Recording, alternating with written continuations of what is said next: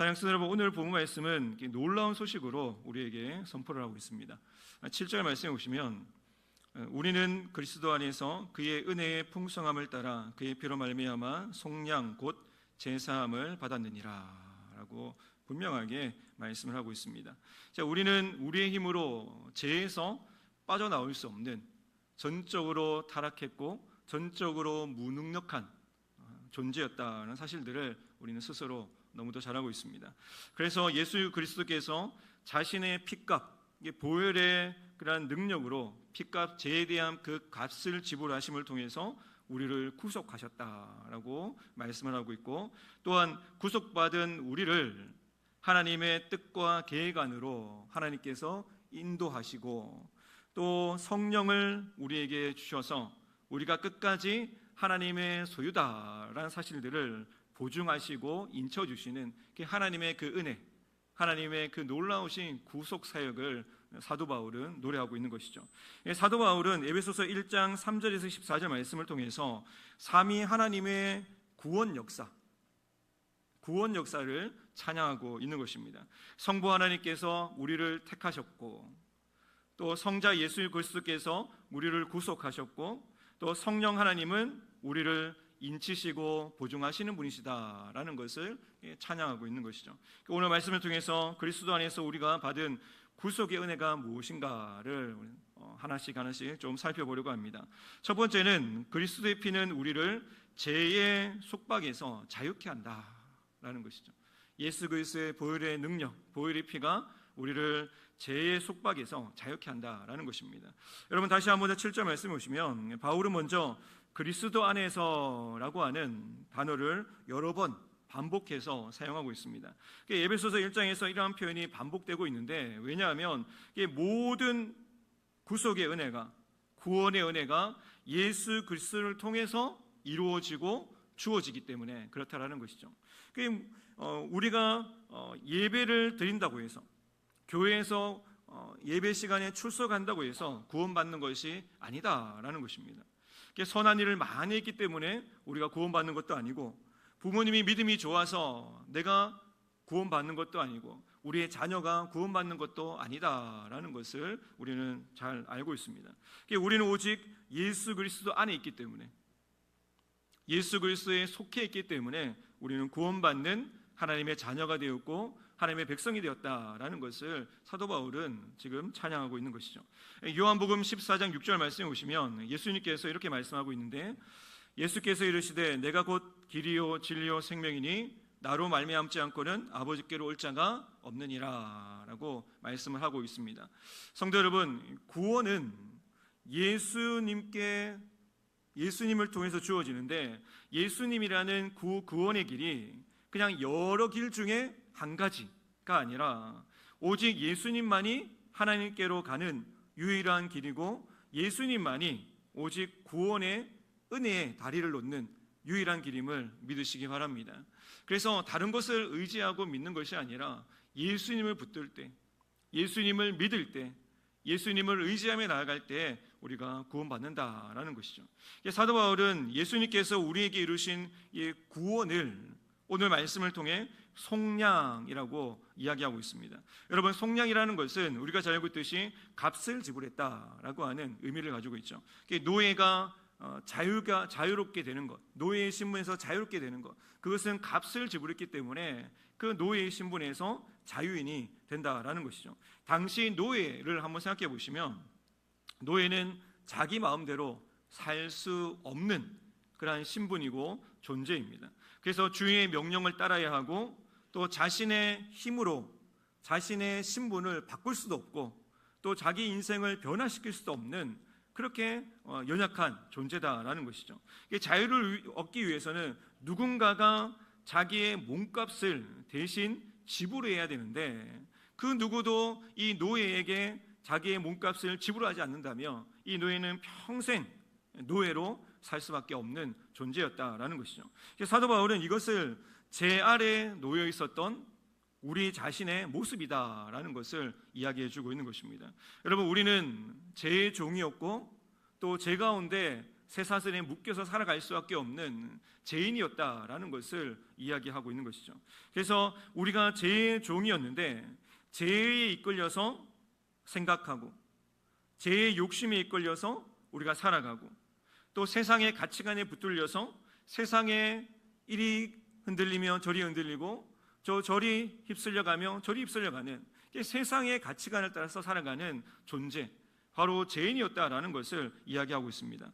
겉으로는 세상 사람들이 잘 사는 것, 또 하나님 없이 살아가는 모습들을 봤을 때 너무도 행복해 보이고 너무도 여유로워 보이고 잘 사는 것처럼 보이지만 그것은 겉으로 봤을 때의 모습이고, 하나님 편에서 봤을 때, 우리가 믿음의 눈으로 봤을 때에는 그들은 죄와 죽음의 권세 아래 놓여 있는 자이기 때문에 절대로 자유롭지 않고 행복하지도 않는 영원한 멸망으로 향하는 그러한 불행한 사람일 수밖에 없다라는 것을 우리는 영적인 눈으로 세상을 바라보는 그런 시각이 있어야 하는 것이죠.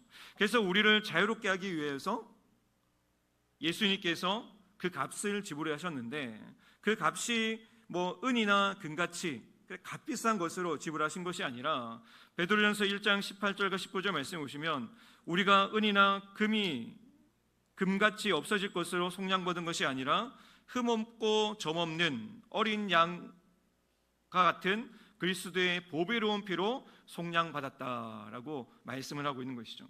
우리의 구원에는 하나님의 독생자이신 그 아들의 생명의 값이 지불되었다라는 것입니다. 그 어떤 것으로도 바꿀 수 없고 어떤 것으로도 대체할 수 없는 정말 유일한 하나님의 아들이신 예수 그리스도의 생명, 그 보혈의 피로 인해서 우리가 죄사함을 받았다라는 것이죠. 그러므로 십자가는 결코 가벼운 것이 아니다라는 것을 기억해야 합니다.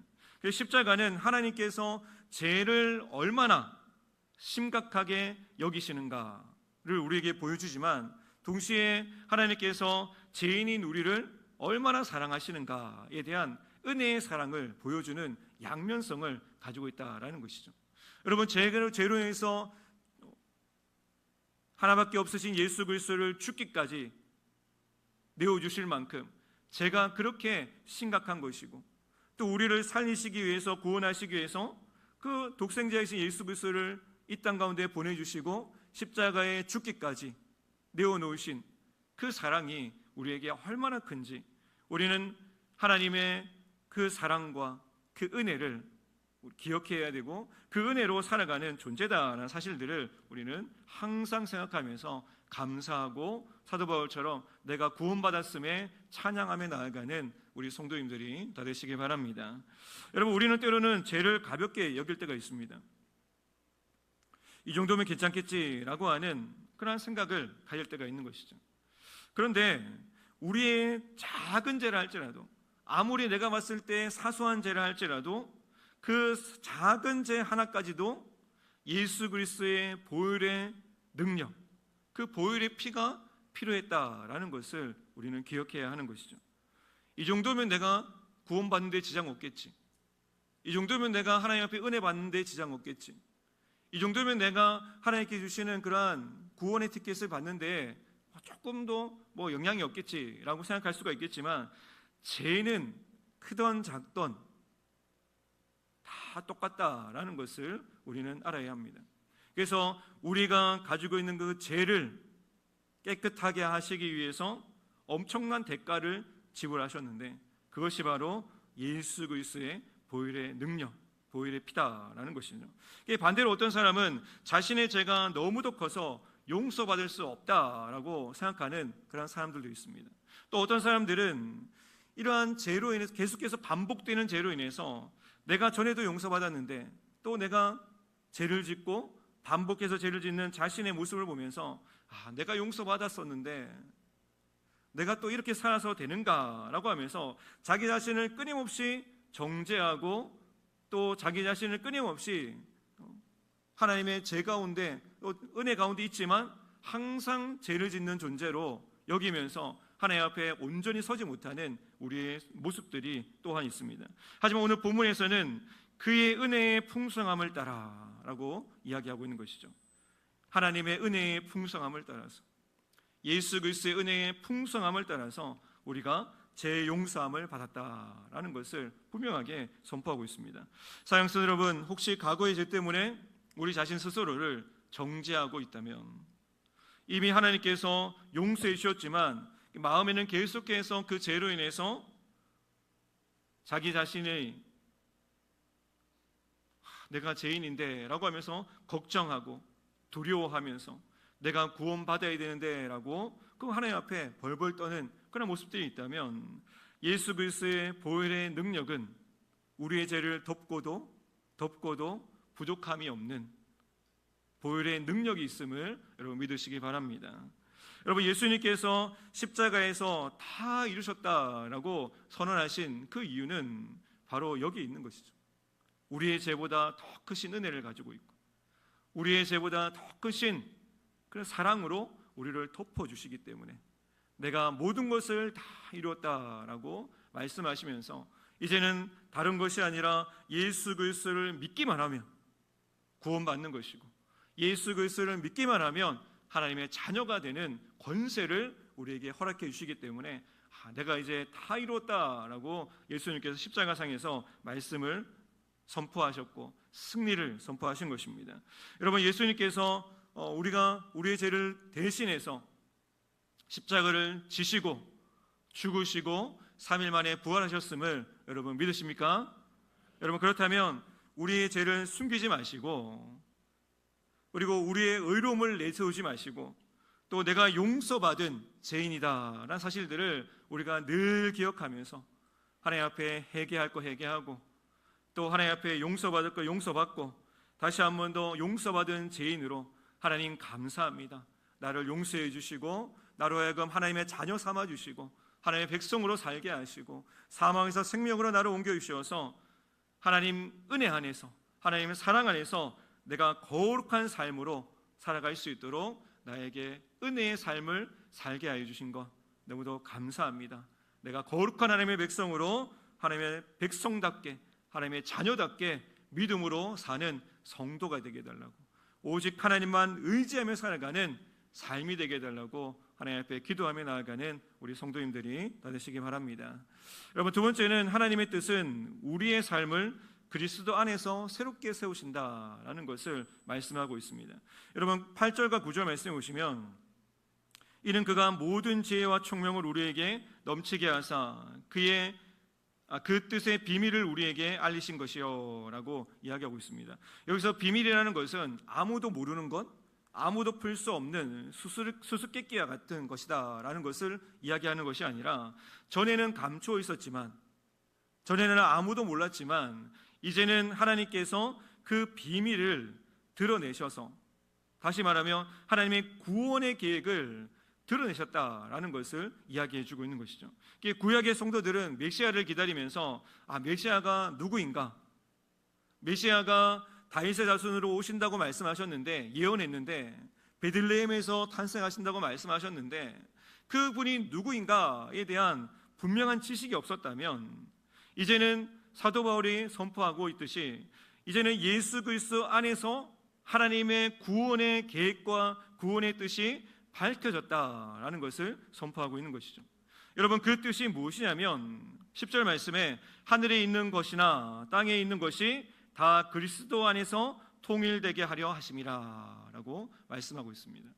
여러분, 예수 그리스도 안에서 모든 것이 다 하나 되게 하신다, 이것이 바로 하나님의 뜻이다라는 것을 분명하게 선포하고 있는 것이죠. 여러분, 죄는 모든 것을 다 깨트려 버렸다라고 성경은 이야기하고 있습니다.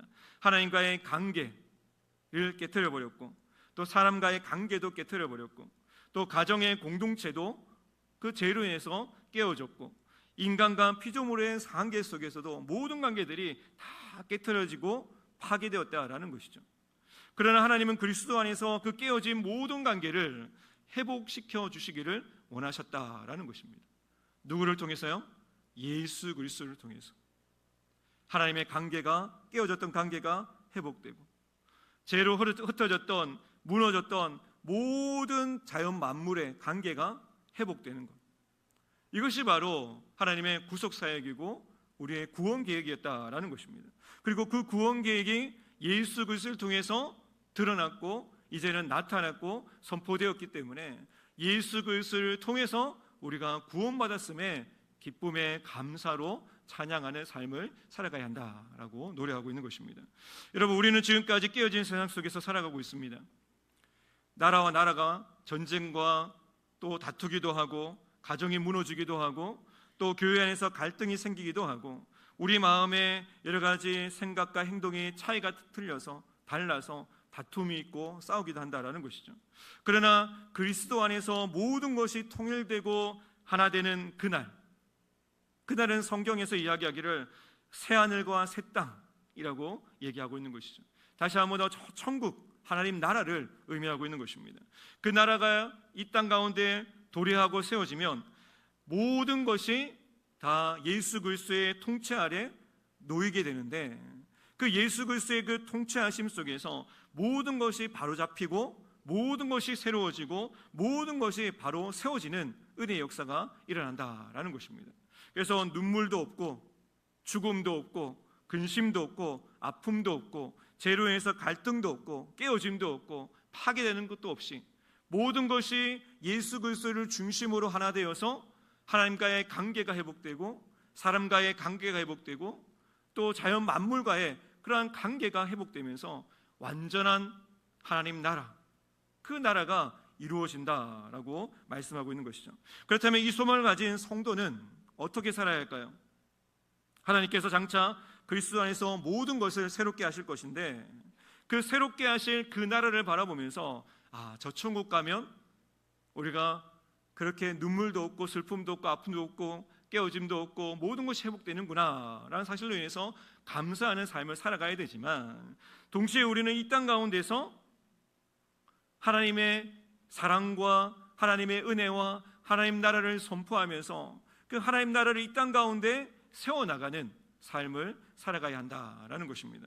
그게 무엇입니까? 우리가 지금 이 땅 가운데 깨어져 있는 관계가 있다면 우리가 먼저 하나님 나라를 선포하기 위해서 그 깨어진 관계로 들어가서 용서하고 용서를 구하는 삶을 우리가 살아가야 하는 것이고, 그리고 나누어진 관계가 있다면, 합평이 없는 관계가 있다면 우리가 친히 예수 그리스도의 사랑과 복음을 들고 피스메이커의 역할을 감당하면서 깨어진 그 관계를 주의 사랑으로 회복시켜 나가는 그 일들을 감당해야 하는 것이죠. 무엇인가 이렇게 우리가 살아갈 때 가정에 하나님 나라를 세워나가는 것이고, 교회에 하나님 나라를 세워가는 것이고, 우리의 직장에 하나님 나라를 세워가는 것입니다. 이 하나님 나라에 들어가서 영원한 완벽한 그 하나님 나라를 우리가 살아가겠지만 이 땅 가운데서 그 하나님 나라를 선포하면서 하나님 나라를 간접적으로 경험할 수 있는 방법, 하나님 나라를 간접적으로 나타낼 수 있는 방법이 있다면 우리가 지금에 살아가는 우리의 삶 가운데서 하나님의 사랑을 증거하고 또 하나님의 그 사랑, 하나님 나라를 우리가 증거하면서 용서하고 화해하고 사랑하고 품어주는 그런 역할을 감당할 때 하나님을 알지 못하는, 믿지 아니하는, 세상 가운데서 멸망으로 달려가는 그런 수많은 사람들에게 하나님의 나라가 저런 것이구나, 교회에서 생활하는 것이 저런 것이구나, 하나님을 믿는다는 것이 저런 삶이구나 라는 사실들을 깨닫게 되면서 이 땅 가운데서 하나님 나라를 우리가 점점 확장해 나가는, 하나님의 뜻을 이루어가는 삶을 살아갈 수가 있는 것이죠. 우리는 장차 하나님의 나라를 기대하면서 살아가는 존재이지만 이 땅 가운데서 하나님의 나라를 보여주는, 미리 보여주는 축복의 통로이고 은혜의 통로다는 사실들을 믿으시기 바랍니다. 그래서 우리가 그렇게 살아가야 한다라는 것이죠. 여러분, 11절에서 계속해서 이어서 이야기하는 것이 있다면 모든 일을 그의 뜻의 결정대로 일하시는 이의 계획을 따라 우리가 예정을 입어 그 안에서 기업이 되었으니라고 말씀을 하고 있습니다.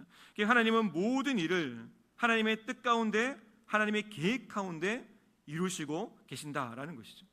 하나도 그냥 우연히 생겨나는 것이 아니다라고 분명하게 이야기합니다. 우리의 인생도 마찬가지입니다. 우연히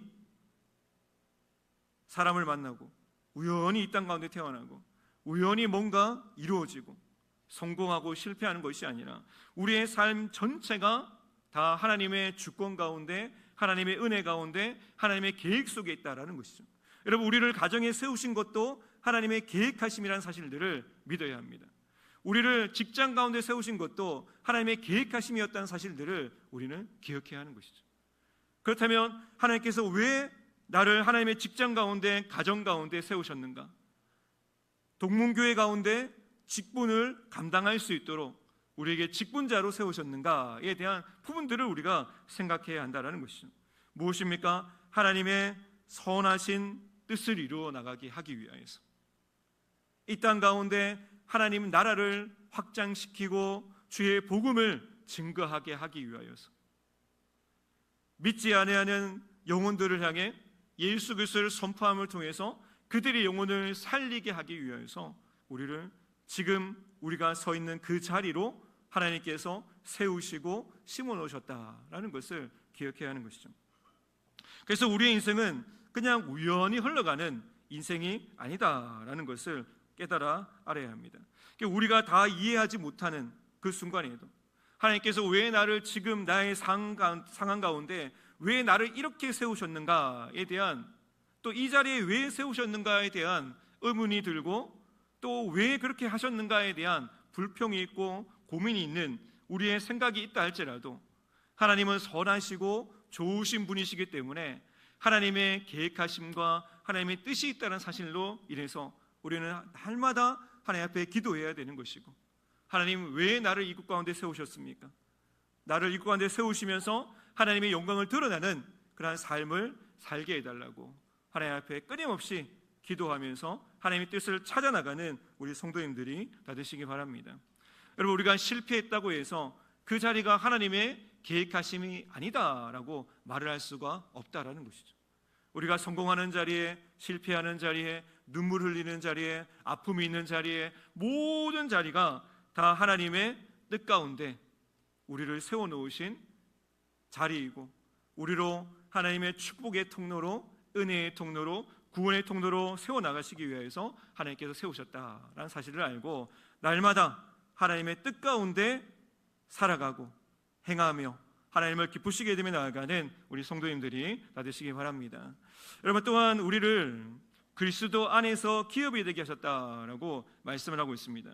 여러분, 이 말씀은 우리가 하나님의 나라를 상속받았다라고 하는 뜻을 가지고 있습니다. 하나님께서 우리를 자신의 소유로 삼으셨다라고 하는 분명한 하나님의 뜻과 의지가 담겨 있는 것이죠. 세상은 우리의 돈이나 아니면 우리의 그냥 가지고 있는 성품이라든지 우리가 가지고 있는 그 어떤 성공이라든지 그것을 바라보면서 저 사람이 대단하다, 저 사람은 가치가 있다라고 이야기하지만, 하나님은 우리로 하여금 태초부터 우리를 택하시고 너는 나의 자녀야, 너는 내 거야, 너는 내 백성이야 라고 하나님께서 우리를 불러내시고 선택하셨다라고 말씀을 하고 있는 것이죠. 그래서 성도의 삶은 그게 우연한 존재가 아니라 하나님께서 택하신 존재, 하나님께서 사랑하시는 존재, 또 하나님께서 기뻐하시는 존재라는 사실들을 잊지 말아야 하는 것입니다.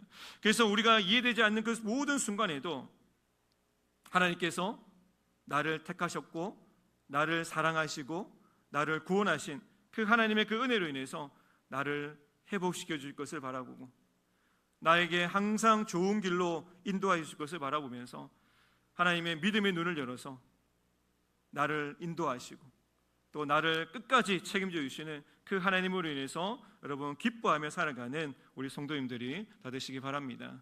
여러분, 마지막으로 세 번째는 성령의 인치심은 우리의 구원을 끝까지 보증하신다라고 말씀하고 있습니다. 여러분, 13절 말씀 같이 한번 우리 읽어보도록 하겠습니다. 13절입니다. 자, 시작. 그 안에서 너희도 진리의 말씀 곧 너희의 구원의 복음을 듣고 그 안에서 또한 믿어 약속의 성령으로 인치심을 받았으니. 여러분, 이 말씀은 복음이 우리의 삶 가운데 적용되는 그런 가정을 이야기하고 있습니다. 먼저 우리는 진리의 말씀을 그리고 복음을 들었다라고 말씀을 하고 있습니다. 그리고 그 복음의 말씀을 듣고 우리에게 믿음이 생겨서 그 믿음도 하나님께 주신 믿음이기 때문에 하나님께서 우리에게 믿음을 더하여 주셔서 그 복음을 믿는 자가 되었고 예수 그리스도를 믿는 자가 되었고 하나님의 자녀가 되었다는 사실들을 우리에게 선포해주고 있는 것이죠. 그래서 교회는 언제나 하나님의 말씀이 선포되어야 되는 것이고 그 말씀이 살아있어야 한다라는 것을 우리에게 보여주고 있는 것입니다. 여러분, 복음을 전하지 않으면 그 복음을 들을 수가 없기 때문에 그런 것이죠. 교회에서 하나님의 말씀이 선포되지 않으면 그 말씀을 듣고 깨달을 수가 없기 때문에 진리의 말씀, 구원의 복음을 교회에서 선포하고 또 우리는 가정에서 우리의 직장에서 하나님의 말씀을 선포하고 복음을 선포하는 삶을 살아가야 하는 것입니다. 여러분, 프로그램도 중요하고 또 여러 가지 행사도 중요하지만 그것보다 더 중요한 것이 있다면 바로 하나님의 말씀, 바로 복음이란 사실들을 다시 한 번 더 믿으시기 바랍니다. 여러분, 그렇다면 예배는 단순하게 위로를 받거나 우리의 기분을 좋게 하거나 우리의 감정을 세워나가는 것이 아니라 하나님의 말씀을 듣는 자리, 예배는 성령께서 하나님의 말씀을 통해서 우리의 죄를 깨닫게 하시는 자리, 그리스도를 바라보게 하시는 자리, 우리의 믿음을 다시 일으켜 세우시는 자리, 그 모든 것들이 다 성령의 은혜 안에서, 성령의 통치 안에서 이루어진다라는 것을 사도 바울이 이야기하고 있는 것이죠. 그리고 하나님은 믿는 자를 약속의 성령으로 인쳐주셨다라고 말씀하고 있습니다. 여러분, 여기서 고대 사회에서는 도장이라는 것이 소유권을 의미하고 있습니다. 내가 뭔가로 도장을 찍었을 때 이 집은 내 집이야 라고 집문서에 찍고 땅 문서에 찍고 또 뭔가 도장을 찍음을 통해서 이것은 내 거야 라고 하는 그 증표를 삼는 것이죠. 여러분, 왕의 도장이 어떠한 문서나 아니면 어떠한 직인이 찍혔을 때 그 왕의 도장을 보고 이것은 왕의 거야, 그리고 왕의 소유야 라고 하면서 함부로 아무도 건들지 못하게 된다라는 것입니다. 여러분, 그렇다면 성령 하나님께서 우리를 인쳐주셨다라는 것은 하나님께서 성령을 통해서 우리를 하나님의 자녀다, 구원받은 백성이다, 하나님의 백성이다 사실들을 인쳐주시고 도장 찍어주셔서 너는 내 거야 라고 말씀을 하고 있다라는 것이죠. 여러분, 옆에 있는 우리 성도님들 향해서 이렇게 한번 선포합시다. 당신은 하나님의 것입니다. 나를 향해서 나는 하나님의 것입니다. 여러분, 믿으십니까? 여러분, 우리는 성령 하나님께서 우리를 인쳐주셨기 때문에 우리는 더 이상 세상의 존재가 아니라 마귀의 존재가 아니라 하나님의 것, 하나님의 백성, 하나님의 자녀다라는 사실들을 기억하시기 바랍니다. 그래서 우리가 하나님의 소유답게 살아가야 된다는 것이죠. 내가 구원받기 위해서 예배를 드리고 구원받기 위해서 기도하는 삶이 아니라 내가 하나님의 소유가 되었기 때문에 하나님을 예배하는 것이고 하나님 앞에 기도하는 것이고 또 주님께서 맡겨주신 그러한 직분을 가지고 열심히 봉사하고 하나님을 사랑하는 마음으로 주의 일들을 감당하는 그런 삶을 살아가야 하는 것이죠. 여러분, 내가 하나님의 소유이기 때문에 그렇다라는 것입니다. 내가 하나님께서 나를 사랑하시기 때문에 내가 그렇게 하나님 앞에 헌신하고 내어드릴 수가 있는 것이죠. 그런데 내가 하나님의 소유라는 사실, 그리고 하나님의 그런 백성의 사실들을 잃어버리고 내가 구원받기 위해서 내 행위로 뭔가 복을 받기 위해서 내 직분을 감당하고 있다면 그것은 엄청난 나의 삶 가운데 손실이 되는 것이고 또 내 믿음을 깔아먹는 그러한 안타까운 신앙인의 삶을 살아갈 수밖에 없는 것이죠.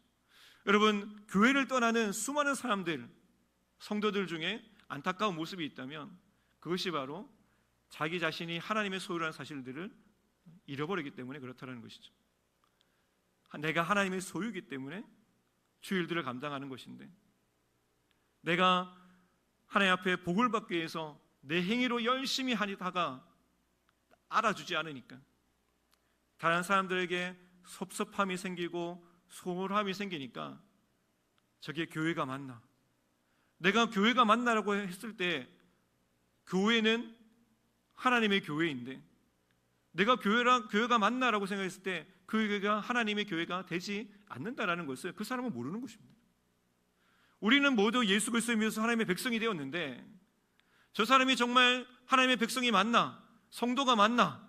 라고 생각한다면 그것은 그 사람의 마음 가운데 하나님이 나의 주인 되시고 내가 하나님의 소유가 되었다는 사실들을 인정하지 않는 모습이 입술로 드러나는 경우가 될 수밖에 없다라는 것을 우리가 알고, 불평이 생길 때 나는 하나님의 것이다, 옆에 있는 성도도 하나님의 것이다, 우리 모두는 하나님 나라의 권속이고 하나님 앞에 속해 있는 하나님 한 가족이다, 영적인 가족이다 라는 사실들을 알고, 내가 섭섭함이 있고 소홀함이 있다면 하나님 앞에 다시 한 번 더 우리의 마음을 내려놓고, 하나님 내 마음을 다스려 달라고, 옆에 있는 사랑하는 가족, 형제, 지체, 성도를 사랑하는 마음을 더해달라고 기도하며 하나님 나라를 세워갈 수 있는 우리 성도님들이 다 되시기 바랍니다. 여러분, 옆에 있는 성도님 다시 바라봅시다. 옆에 있는 성도는 하나님의 것입니다. 하나님의 소유입니다. 여러분, 하나님의 백성입니다. 여러분, 그것을 알면 함부로 할 수가 없어요. 함부로 평가하고 함부로 판단할 수 없습니다. 계속해서 14절 말씀에 보면 성령을 우리의 기업의 보증이 되게 하셨다라고 말하고 있습니다. 여러분, 보증이 무엇입니까? 계약금과 같은 계약금. 계약금은 앞으로 모든 되어질 일에 있어서 내가 약속한 대로 모든 것을 지불하겠다, 값을 치르겠다라고 하는 그러한 뜻을 가지고 있습니다. 하나님께서 우리에게 성령을 주신 것도 내가 장차 하나님 나라를 이 땅 가운데 이루어 나갈 텐데 너희를 하나님의 나의 소유로 삼고 저 천국으로 내가 들어가게 하겠다, 내가 너희를 구원해 내겠다, 구원을 완성시켜 나가겠다라고 하는 그 하나님의 약속의 말씀이 담겨 있는 것입니다. 성도 여러분, 성령 하나님께서 우리의 구원을 보증해 주셨다는 사실을 믿으시기 바랍니다. 그래서 어떠한 것도 우리를 하나님의 사랑 가운데서 끊을 수 없다라고 사도 바울은 이야기하고 있는 것입니다. 그러므로 믿음이 흔들릴 때 나 자신의 감정이 아니라 약속의 말씀을 붙들고 살아가는 성도님들이 다 되시기 바랍니다.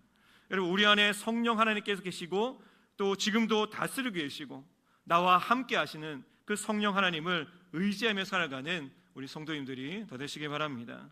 여러분, 성령의 인도하심을 따라서 순종하며 살아가는 우리 성도님들이 다 되시기 바랍니다. 우리가 이 땅에 속한 사람이 아니라 하늘에 속한 그리스도 안에 있는 하나님 나라에 속한 하나님의 백성이 하나님의 자녀임을 알고 성령의 인도하심을 따라서 끝까지 믿음의 길을 걸어가는 순종의 삶을 살아가는 성도님들이 되시기를 주님의 이름으로 축복을 드립니다.